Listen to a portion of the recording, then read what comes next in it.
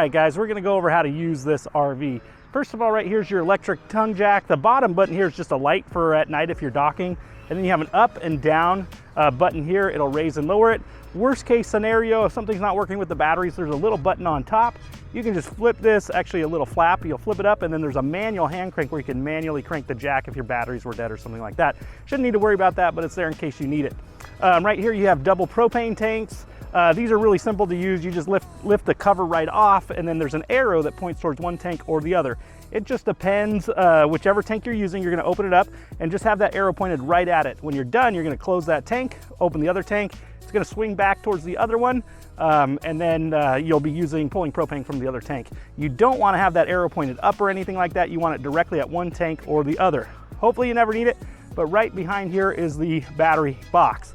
We're gonna go over how to operate the front storage or front pop out, and this is gonna be the same for all the pop outs. So first of all you need to do is make sure you have the key. You're gonna put the key in, and then you're just gonna push on this a little bit and lift. There's a long cover right there that goes over it, and then you're gonna come to this side, same thing. You can do this with two people if you want. You're just gonna lift it completely up out of the way just like that, and then just watch yourself when you're bringing this down. It's a little heavy, not too heavy, one person's fine. You're gonna catch it like this, and it lays down just like this. Now inside, if you didn't notice, there's a cable system, and that's what holds this up. Inside, there's a little bar, and I'll show you how to use that when we go in there. It's actually what's gonna hold up the canvas, but we'll do that when we go inside. So this is great. It really gives it a ton of space inside. There's 3 pop outs on this. So basically 3 queen beds, which is really nice in a trailer like this. As we come around, we're gonna talk about your awning here. Just remember, if it's windy, rainy, stormy, or anything like that, you wanna make sure you keep this closed. When you operate this, there's a button inside, it's electric, it comes out, and then you'll bring it in, just make sure there's no trees or anything in the way, and every night before you go to bed, make sure it's closed. We actually don't recommend you use it unless you're literally sitting underneath it, using it that way. As we go over here, we're gonna show you how to operate the steps. You're gonna open up this door. Now, one thing you wanna do is make sure this is completely 180 degrees open, just like this. There's a blue lever here.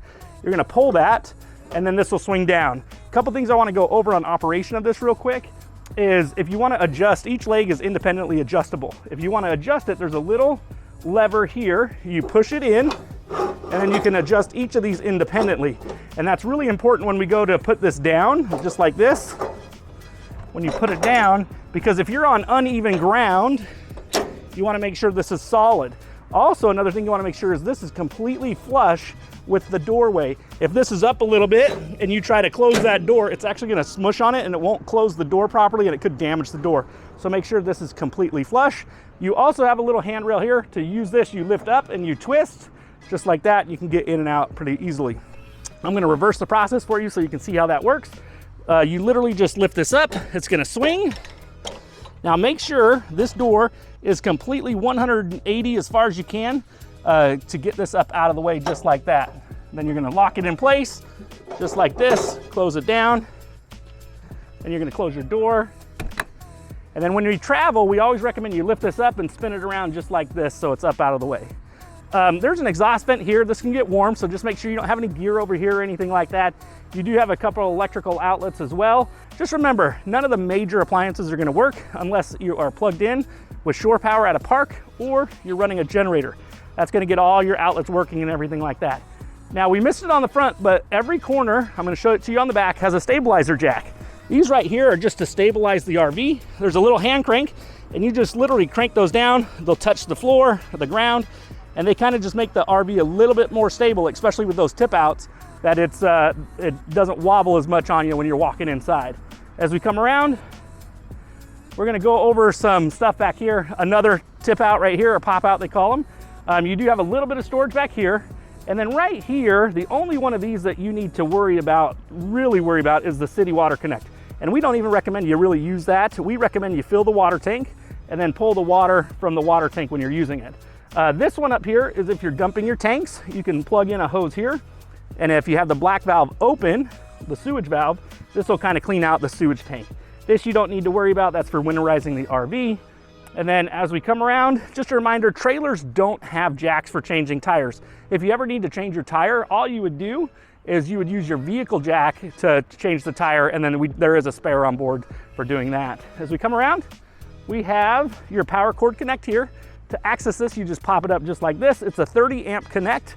You'll plug in right here, and then the other end will go in at the RV park or plugged into a generator to get power going. Once again, you have your third pop out here.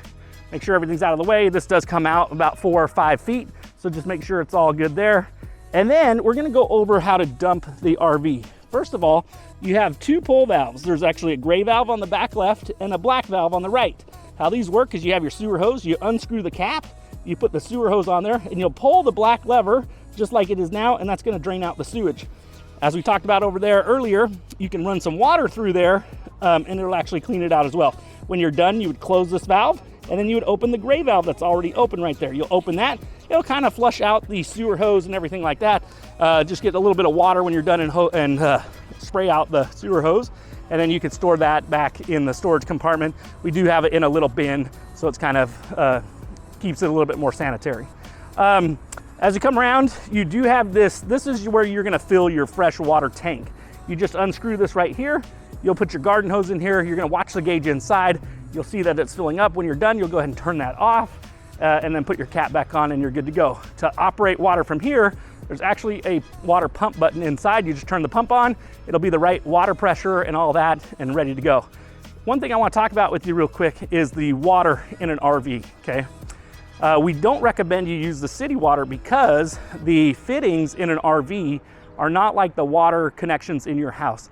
These are just plastic piping that they run through, and they literally just stick them together, and they can tighten them with clamps and things like that, but every once in a while they do leak a little bit. So if you have your water pressure too high at a water park and you leave the water on and you go hiking for the day or something like that, you might get a water leak inside the trailer. You might come back in and it's flooded or something like that. If you are using city water, make sure anytime you're not using it, you literally walk outside, you turn off the spigot. That way water pressure is not going through the RV. Same thing, if you're using the water pump, turn it on, that's gonna be at the right water pressure. So it's automatic, you turn the pump on, everything is good to go there. But when you're not using it, we also recommend you go ahead and turn that off, especially at night when you go to bed. Make sure all the water is turned off. You don't want to wake up to an inch of water or something like that. So just be aware of that. And then once again, right here's another hot exhaust area. So just be careful, don't lean anything against the RV or anything that can get warm. And then you do have a little storage area right here in the front and another stabilizer right there. If you need to, you can dump your fresh water. There's a pull valve right there to do that. We don't require you to do that or anything, but if you just want to be a little less weight, you can pull that and it'll dump it out. All right, guys, we're gonna go inside, and when we go inside, the first thing I'm gonna show you is how to finish setting up this front tent area. It's super easy. Let's head on in and I'll show you how to do it. All right, guys, we're gonna go over how to finalize setting up the canvas. It's super easy. First of all, you're gonna notice one end of this pole right here is curved, and the other end has a little hole on it. So the one with the hole on it is actually gonna go outwards, and then there's a built-in bar right here, and that actually holds up the canvas kind of like a rib. And what you want to do is you're going to lift this up a little bit. You're going to take the centered part and you're actually going to lift it. You're going to connect the two. As you can see, there's a little round area just like that. You're going to push it right out. And then what you do here is you're going to give it a good push, and it snaps right in to the roof like that. And then to reverse the process, pretty simple. Same thing. You're going to push it, undo it, and then it'll come down. It's super easy. We'll go over one more step at the end here.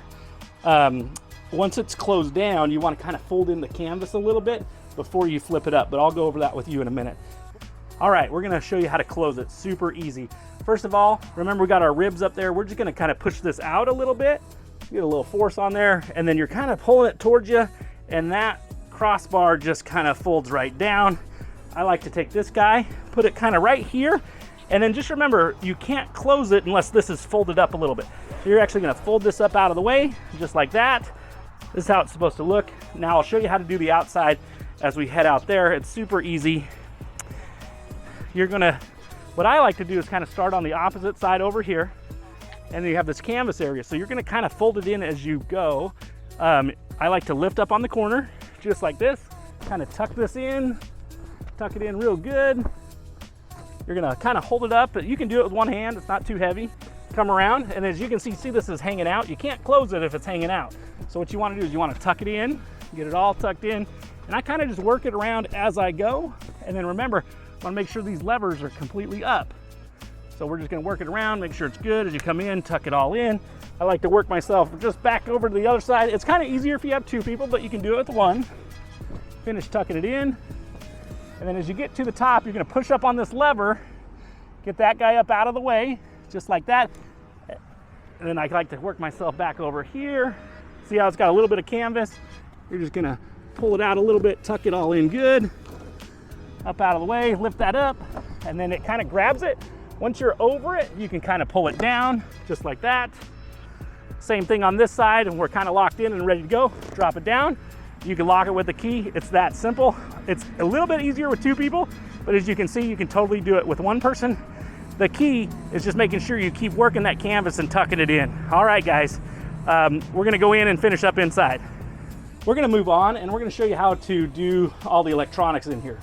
First of all, this is motion activated. You walk around, it'll light up for you. It's got all your tank levels right here. It has your battery level here. You have your hot water heater, gas and electric. We always recommend you just run off gas. You have your water pump button, and then there's a tank heater button. You don't need to really worry about that here in Arizona. If you want to connect a Bluetooth device, you can do that here as well. And then you have your awning control in and out. So this is kind of the brains of the RV right here. So if you're looking for some information, it's all going to be mainly right here. One thing below this down here, there's actually a GFCI outlet. If one of the outlets isn't working, you always want to double check your GFCI here. As we go around, I'm actually going to show you how to convert this into a bed. So this is super easy. This table actually drops down, and if you see, there's little knobs right here, 1, 2, 3, 4. So you can collapse this table, and it sits right on top of those knobs. And then you'll use these back cushions and put it in between on this part, and it creates another sleeping area. A little pro tip is if you put your foot right here on it, you're actually gonna kind of swing it out towards you and down. It's like a round motion. So you'll pull it towards you a little bit, and then it starts to collapse. You'll come down, and then you actually push it right back down. As you can see, the cushions are kind of in the way, but you can lift these up out of the way. Let me just do that for you, and it kind of just drops perfectly there. You'll take these back cushions, as we talked about, one here, and then another one right here. And you actually have a very large sleeping area. To reverse the process and put that up, just remember the little trick is kind of use your foot on the base and have it swing out and up. If you just try to pull it, it's just gonna move. So kind of got to stop it with your leg, pop it up, and you're good to go. Now, there is a nice television in here. This is great. It is a smart TV, so if you have internet connection wherever you're camping, you could use that.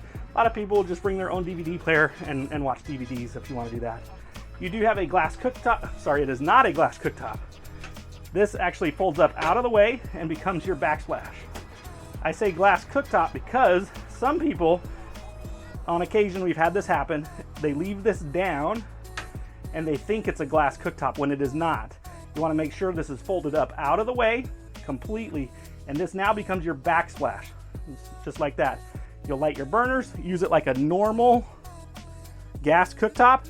When you're done, you'll turn it off and then let it cool down, and then you can put the glass back down.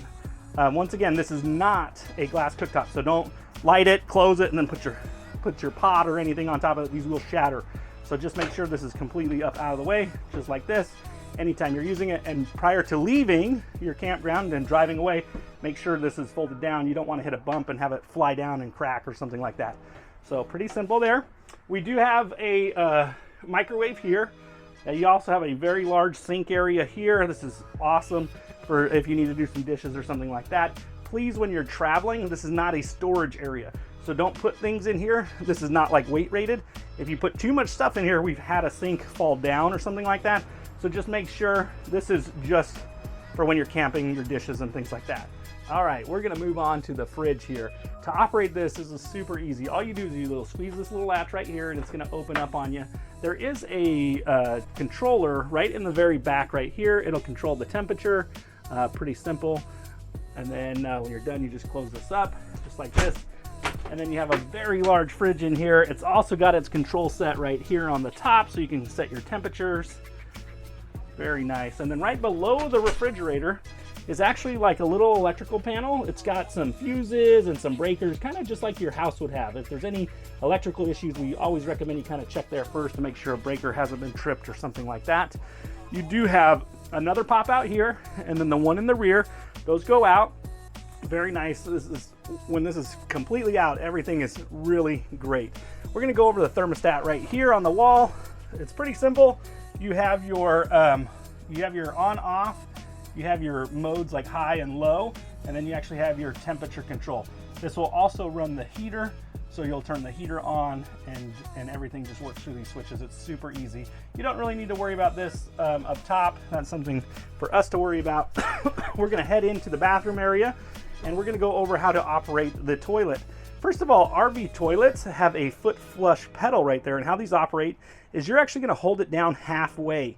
The toilet bowl will start to fill up with a little bit of water, and then you'll stop and you can handle your business and everything.